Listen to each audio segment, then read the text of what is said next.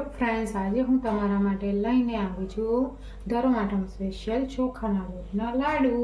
તો તેના માટે આપણે લઈશું કઢાઈ, ગેસ ઓન કરીશું.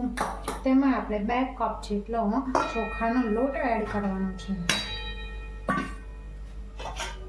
અને તેને સારી રીતે શેકવાનો છે. લોટને મીડિયમ ફ્લેમ પર શેકવાનો છે.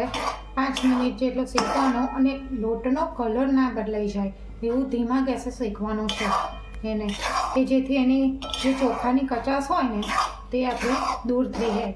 પહેલા લોટને હવે 5 મિનિટ ઠંડો પાડ્યા પછી હવે તમે ફ્લેવર માટે થોડી આપણે ઇલાયચી નાખવાની છે.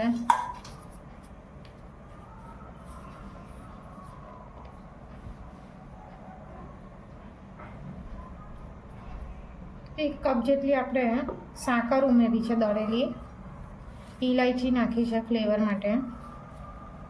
હવે તેમાં ગરમ કરેલું ઘી એડ કરવાનું છે.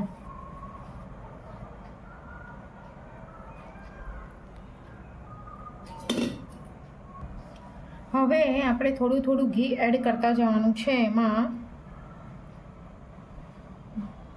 જો તમે ઘીની જોડે જોડે થોડી મલાઈ પણ એડ કરી શકો છો, જે દૂધની મલાઈ આવે છે તે, અને એની જગ્યાએ તમે જે બહાર ફ્રેશ અમૂલ ક્રીમ આવે છે તે પણ એડ કરી શકો છો.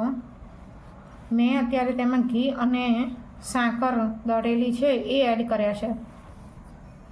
આ રીતે બધું મિશ્રણ મિક્સ કર્યા પછી હવે આપણે તેના લાડુ વાળી દઈશું.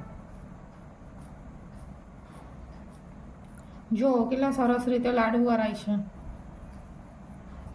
આ રીતે બધા જ લાડુ આપણે વારી દેવાના છે.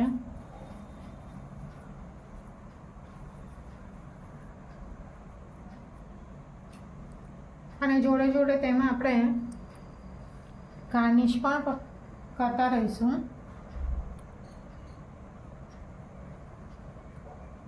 બદામ પિસ્તાની કસ્તરણથી આપણે એને ગાર્નિશ કરીશું. હવે આ રીતે આપણે બધા લોટના લાડુ વાળી દેવાના છે. તો હવે રેડી છે આપણા ચોખાના લોટના લાડુ. તમે ગણેશ ચતુર્થી પર પણ તમે ગણપતિને પ્રસાદમાં ધરાવી શકો છો અને ધર્માઠમ સ્પેશિયલ રેસીપી છે આ. તો તમને આ રેસીપી ગમી હોય તો તમે લાઈક, શેર અને સબસ્ક્રાઈબ કરવાનું ભૂલતા નહીં.